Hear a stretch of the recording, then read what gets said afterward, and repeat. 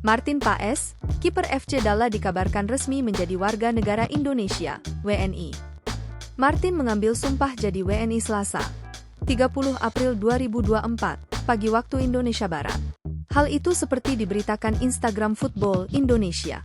Di situ juga ditampilkan foto Martin Paes bersama pegawai Kemenkumham Kanwil DKI Jakarta. Official. Martin Paes resmi jadi WNI tadi pagi usai jalani sumpah WNI di Jakarta. Demikian tulis di akun Instagram Football Indonesia. Tiba-tiba tidak ada angin, tidak ada hujan, langsung sumpah WNI. Lanjutnya, apakah Martin Paes bisa tampil di laga kualifikasi Piala Dunia 2026 Indonesia versus Irak? Pendaftaran pemain belum dilakukan sehingga kemungkinan besar Martin Paes bisa main saat timnas Indonesia melawan Irak di Stadion GBK Juni mendatang. Langkah Martin Paes selanjutnya setelah mendapat KTP Indonesia adalah menunggu hasil sidang di Pengadilan Arbitrase Olahraga, CAS.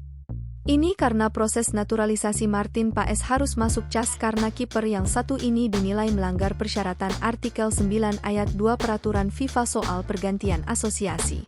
Download Tribun X sekarang, menghadirkan lokal menjadi Indonesia.